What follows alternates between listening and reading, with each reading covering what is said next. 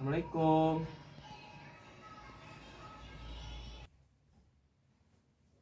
Waalaikumsalam. Silakan masuk ke atas.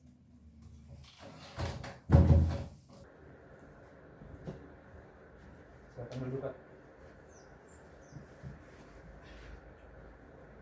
Baik, langsung kita mulai saja ya.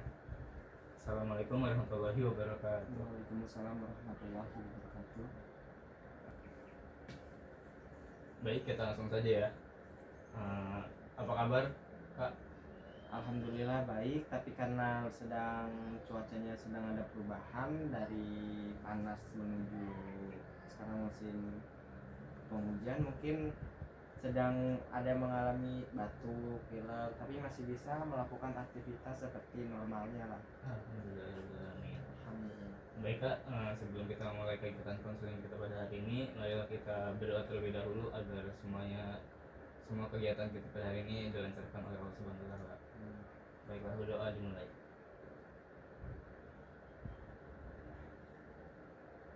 Berdoa selesai.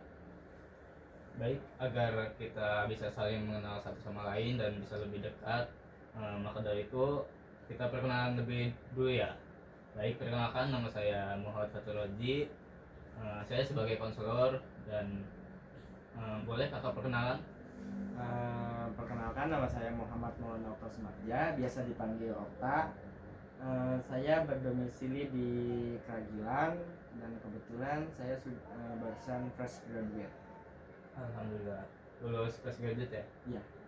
Tahun berapa, Kak? Tahun ini baru di bulan Mei kemarin. Oh, bulan Mei kemarin ya? Iya. Masih baru banget itu ya? Masih baru, masih fresh. Oke. Sebelumnya apa kakak sudah pernah melakukan kegiatan konseling individual? Kebetulan saya belum pernah melakukan konseling individual. Baiklah, jika kakak belum pernah melakukan kegiatan konseling individual, saya akan menjelaskan sedikit tentang konseling individual itu apa ya. Oke, jadi konseling individual ini adalah proses pemberian bantuan yang dilakukan melalui wawancara konseling oleh seorang ahli atau konselor profesional, yaitu saya sendiri, kepada individu yang sedang mengalami masalah. Terus tujuan dari kegiatan konseling individual ini yaitu untuk mengentaskan masalah dari kakaknya atau individu tersebut ya. Oh, begitu ya, Pak. Sampai sini apa sudah paham? Ada yang ingin ditanyakan? Berarti intinya konseling individual itu untuk menyelesaikan sebuah permasalahan individu ya? Iya, betul. Oke, paham. Nah, selanjutnya kegiatan konseling ini juga saya memiliki asas. Asas ini bisa saya gunakan atau kakak juga gunakan, dan salah satunya itu asas kerahasiaan. Nah, asas kerahasiaan ini saya yang memegang, karena misalnya kakak bercerita tentang hal apapun itu, nah saya akan merahasiakan segala data atau apapun itu yang berbentuknya sifatnya rahasia. Nah, jadi saya akan merahasiakan data-data dari kakak dan saya tidak akan menyebarkan segala data yang dari kakak itu. Nah, jadi kakak cukup tenang saja. Selanjutnya ada asas kesukarelaan. Nah, asas kesukarelaan ini kakak itu diminta untuk bercerita apapun itu ataupun permasalahan kakak itu. Nah, secara sukarela tanpa ada paksaan dari siapapun atau dari saya pun. Jadi kakak sukarela untuk bercerita. Selanjutnya ada asas keterbukaan. Nah, asas keterbukaan ini kakak secara terbuka gitu melakukan cerita apapun itu, kayak terbuka, tidak ada yang ditutupi gitu. Nah, sampai sini apa sudah paham atau ada yang ingin ditanyakan dulu? Berarti tadi itu ada 3 asas. Ada asas rahasia, kesukarelaan, sama asas keterbukaan. Iya. Kalau misalkan berarti kalau saya menceritakan sesuatu yang bisa dikatakan sedikit agak sedikit tidak normal dan bisa diceritakan atau tidak bisa diterima oleh orang umum pada umumnya, berarti ini bisa dirahasiakan tanpa ada yang tahu. Bisa. Saya kan sudah bilang tadi, saya juga sudah disumpah oleh atasan atau konselor atas juga. Saya sudah disumpah bahwa saya tidak akan tidak akan menyebarkan segala data apapun itu dari konseling kepada orang lain. Jadi data-data kakak itu bakalan aman gitu. Oke, berarti ini udah termasuk bisa dipercaya ya. Iya, kakak percayakan sama saya kan? Siap, siap, siap, Oke. siap. Sampai sini apa sudah paham atau ada yang ingin tanyakan lagi? Saya pribadi sudah paham. Oke, baik. Selanjutnya kita langsung ke tahap selanjutnya, yaitu tentang permasalahan kakak. Nah, jadi tujuan kakak kesini tuh ada permasalahan apa sih? Boleh saya dengar ceritanya? Sebenarnya sih ini permasalahan yang cukup bisa dibilang klasik, karena kan ini hampir semua orang lah mengalaminya. Cuma ini agak sedikit dari segi ini sih. Jadi beberapa bulan kemarin saya mengalami operasi gitu. Setelah lulus kuliah, saya mengalami operasi, ada penyakit, operasi. Setelah operasi di bagian leher itu kan ditutupi perban kan. Iya. Kalau ditutupin perban situ di bagian leher kan otomatis kelihatan. Kalau kelihatan gitu kan sebenarnya kan agak sedikit mengurangi rasa kepercayaan diri kita terhadap orang lain gitu, terhadap publik atau enggak di umum gitu. Mungkin saya sedikit terkadang susah untuk mengembalikan recovery, untuk mengembalikan rasa kepercayaan diri itu pada saat itu cukup lama gitu, pada itu sekitar sebulan atau 2 bulanan gitu untuk kembali menjadi saya seperti semulanya gitu. Sebelumnya memang agak sedikit untuk keluar rumah susah, malu, terus untuk sekedar ketemu sama teman ataupun ketemu sama dosen juga malu. Bahkan mau ketemu tetangga atau membeli sesuatu di warung pun sebenarnya agak sedikit malas dan malu gitu tuh, karena ada si perban ini. Nah, itu bagaimana ya Kak cara agar saya itu suatu saat mungkin akan memiliki permasalahan tersebut, tapi bagaimana cara recovery kembali gitu secara cepat, Rasa percaya diri. rasa percaya dirinya. Oke, terima kasih sebelumnya Kak ya.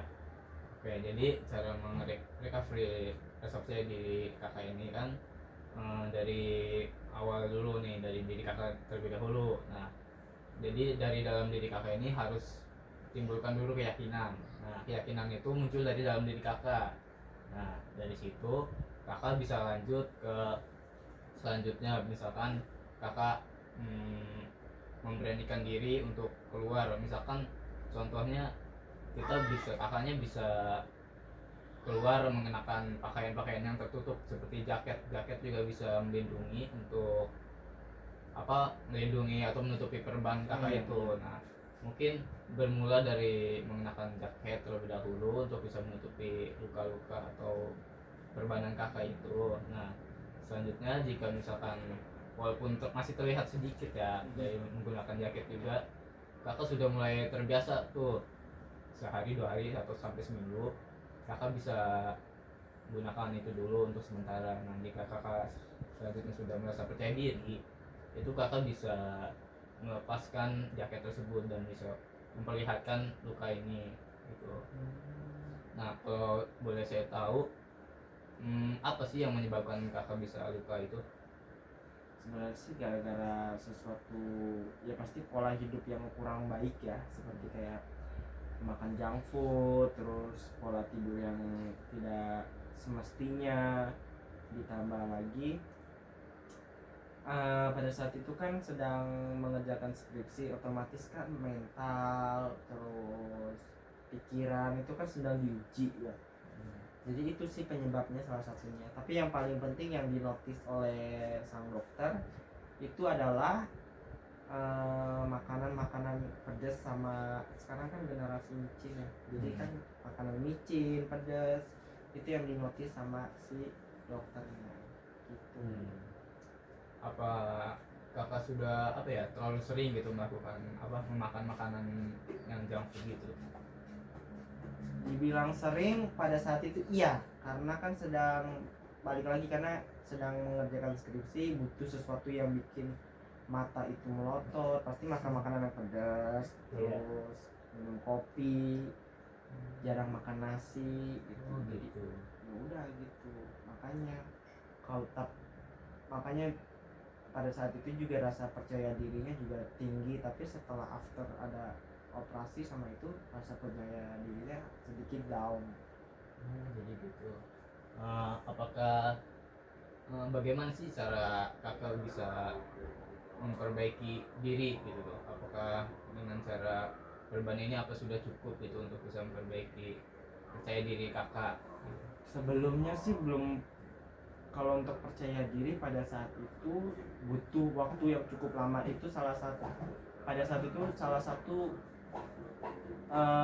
waktu paling lama dalam recovery kepercayaan diri. Yang biasanya saya itu butuh sehari atau seminggu lah paling lama untuk recovery percaya diri kembali, tapi kalau untuk saat itu butuh sebulan atau 2 bulan untuk apa, mengembalikan rasa percaya diri saya ke semula gitu. Karena pada saat itu ada perban, terus juga kayak ditanya-tanya sama teman-teman, dosen ataupun tetangga gitu, sama keluarga juga ditanya, ditambah lagi selalu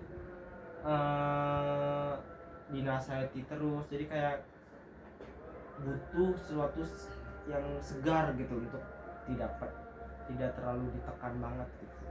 Terus apalagi ya, oh iya, sama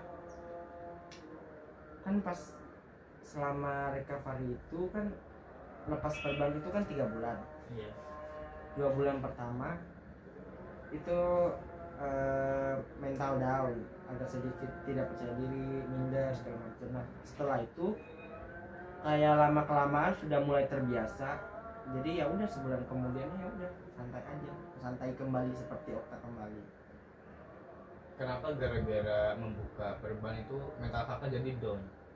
Gara-gara perban gini mental down, karena apa ya, sebenarnya kayak jadi pusat perhatian, kayak itu kenapa lehernya gitu tuh. Jadi kayak orang-orang itu banyak nanya gitu ke nah kakaknya. jadi pusat perhatian yang seolah-olah kenapa ini Membawa semua pertanyaan gitu nah kepada membawa kakaknya. iya gitu. Dan yang nanya tuh bukan sekedar 1 orang atau 2 orang Iya. gitu, setiap yang lihat itu selalu nanya. Bahkan di rumah sakit pun lagi di masjid ditanya kenapa lehernya.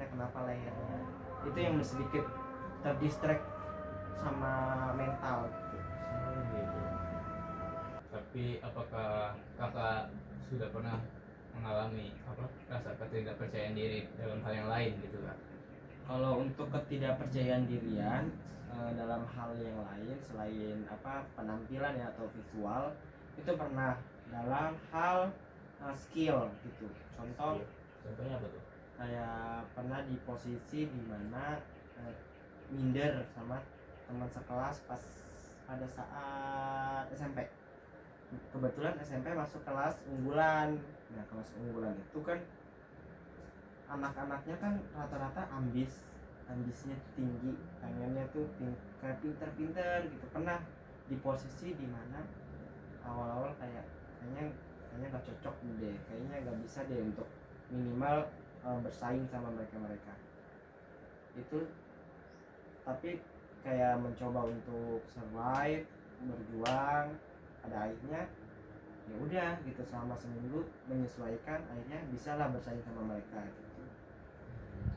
Itu dari segi visual. Terus dari segi skill yang lain tuh kayak dari segi skill gitu. Untuk skill yang lain kayak temen saya bisa nih ngelakuin ini sedangkan saya nggak bisa gitu. Nah itu tuh pernah ada rasa minder, iri, terus kayak pengen juga bisa. Tapi setelah saya pikir-pikir, mungkin saya tidak bisa melakukan hal itu, tapi saya tuh bisa ngelakuin hal ini yang sebenarnya hal ini tidak bisa dilakukan oleh teman saya gitu. Itu sebenarnya kayak saling memiliki kekurangan dan kelebihannya masing-masing Gitu. pada saat itu ya berusaha untuk memahami diri sendiri gitu. Terus bagaimana sih cara kakak biar kakak tuh bisa kayak teman-teman kakak gitu yang sudah kelihatannya ambis gitu? Apakah kakak bisa gitu ngikutin mereka yang ambis dan bisa memiliki skill yang teman kakak punya tapi kakak itu belum punya? Bagaimana caranya? Kalau aku pribadi lebih ngeliat habitnya mereka tuh seperti apa sih, kayak misalkan di teman sekelas pada pintar-pintar, oh habitnya benar-benar memanfaatkan waktu dengan sebaik-baik mungkin, kayak waktunya istirahat ya udah istirahat, tapi udah bel masuk ya udah untuk masuk sekolah gitu, terus belajar, terus pulang sekolah juga terkadang kita kita tuh kayak belajar bersama, nanya juga soal ataupun tugas yang sebenarnya tidak kita mengerti gitu, kayak mengikuti habit mereka-mereka yang pintar-pintar gitu. Sedangkan yang temen aku yang satu lagi yang memiliki skill yang menurut aku iriin dan aku cukup pengen juga. Sebenarnya kalau untuk setiap manusia itu kan pasti memiliki kelebihan dan karakteristiknya masing-masing yang diberikan Allah oleh Allah Subhanahu wa taala. Nah, makanya sebenarnya kita itu tinggal mencari dan mengasah kemampuan serta kelebihan kita aja gitu. Jangan ada pepatah yang rumput tetangga lebih hijau. Kita tuh jangan terlalu iri atau terlalu gimana gitu. Yang penting kitanya bisa mencari, menemukan dan menggali potensi dalam diri kita gitu. Jadi dari habits dari teman-teman kakak itu berarti kakak mengikuti kegiatan hal-hal yang positifnya, tapi kakak itu selalu menjauhi hal yang negatif gitu. Nah, lalu hal-hal apa aja sih yang bisa bikin kakak itu memiliki rasa percaya diri di dalam habit teman-teman kakak itu? Kalau saya pribadi untuk meningkatkan rasa percaya diri, yang pertama itu kalau saya pribadi ya, awalnya itu latihan dulu. Intinya kita berani tampil ke depan gitu. Berani aja dulu, berani untuk melatih rasa percaya diri kita. Tapi sebelum kita tampil ke depan, kita ada namanya menentukan konsep kita mau tampil ke depan mau ngapain pertama. Kedua, latihan terus menerus seperti kayak latihan di kaca kalau kita lagi untuk menampilkan penampilan kepercayaan dirinya itu seperti nyanyi ataupun jadi MC, kita harus tentukan dulu mau nyanyi apa, terus kita rekam, terus kita dengerin, oh ada yang fals, oh kita latihan bagian situ terus aja, sudah terus itu baru kita sudah menemukan, terus kita kayak menyiapkan juga kostum segala macam, baru kita tampil gitu untuk meningkatkan rasa percaya diri kita tuh ya. Sebenarnya bener kayak tadi kata sih, dari diri kitanya dulu, mau atau enggak, intinya itu mau mencoba atau enggak, mau kalau ibaratnya mau mencoba atau takut gagal itu. Jadi kalau menurut aku lebih baik mau mencoba walaupun ada miss ataupun gagal, itu tuh salah satu bentuk evaluasi diri kita juga gitu. Kalau misalkan ada yang miss atau yang gagal, kita lihat apa yang harus kita perbaiki untuk next time untuk penampilan kita gitu. Jadi begitu ya kak. Lalu selanjutnya ini kenapa sih kakak bisa berani mencoba, padahal kan waktu itu kakak masih belum percaya diri? Sebenarnya karena dulu itu kan masih ibaratkan masih bocah kan, masih ya, anak-anak yang ya udahlah kayak tampil aja gitu, mau diketawain mau enggak tampil aja. Sebenarnya dari usia, kalau dari kecil aja udah berani tampil, biasanya untuk jenjang selanjutnya tuh gampang gitu. Tapi kalau misalkan ada anak kecil kan yang minder gitu, itu yang harus perlu dilatih terus, dimotivasi untuk terus meningkatkan kepercayaan dirian dalam diri. Kalau pada saat itu kenapa mau mencoba, ya udah kayak apa ya, kayak pengen coba aja gitu, kayak penasaran aja, ya udah coba lanjut gitu. Dan kalau dibilang gagal, pernah berhasil juga pernah. Tergantung itu mah, ya gimana kitanya aja sih membawa diri gitu. Terus kalau misalkan apakah kakak punya gitu guru pendamping agar kakak ini bisa termotivasi untuk bisa percaya diri? Kalau guru, sebenarnya guru nggak punya, tapi kalau punya beberapa orang yang teman ataupun ataupun ada juga lah dosen yang menginspirasi saya dalam meningkatkan skill, terus meningkatkan kepercayaan dirian gitu tuh, adalah beberapa gitu. Biasanya kalau saya sudah menganggap orang yang lebih tua atau lebih dewasa daripada saya, baik dari segi sifat ataupun apapun, itu biasanya saya manggilnya tuh kak atau enggak abang, atau untuk yang perempuan bilangnya teh gitu, karena saya sudah menganggap beliau itu kayak seperti teteh, abang ataupun kakak saya sendiri.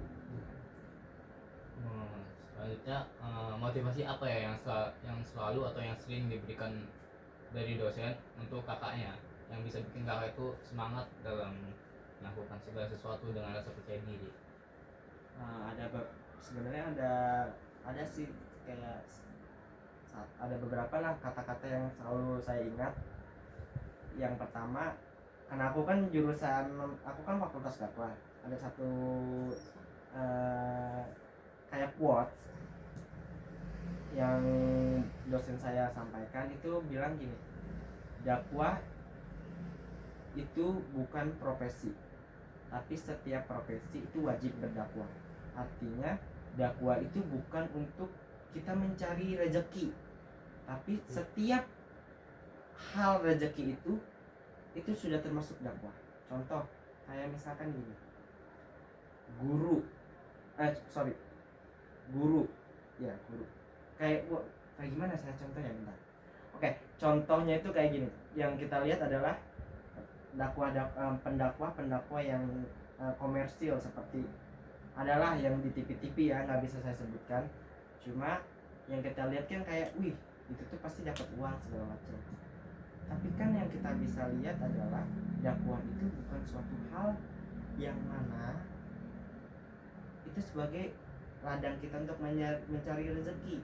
Tapi contoh lain, guru itu kan bukan profesi pendakwah kan, tapi menjadi guru itu bisa menjadi ladang kita untuk menyiarkan agama atau menyiarkan dakwah kita gitu. Itu pertama dari coach. Yang kedua, untuk ada satu dosen yang bilang, Okta, kamu jangan takut untuk mencoba apapun kesusahan. Di balik kesusahan pasti ada kemudahan. Itu dosen aku. Jadi aku selalu mencoba walaupun gagal. Kayak aku selalu ingat motivasi itu. Yang ketiga, dosen yang sama, aku bilang, Okta ini punya potensi, tinggal Okta menggali, dan beliau pun percaya kalau aku bisa gitu. Dan itu yang selalu, kalau mau melakukan apapun, kalaupun aku merasa kayaknya nggak mungkin ya aku bisa, tapi kalau keinget sama perkataan dosen itu, kayaknya aku bisa deh, pasti bisa gitu.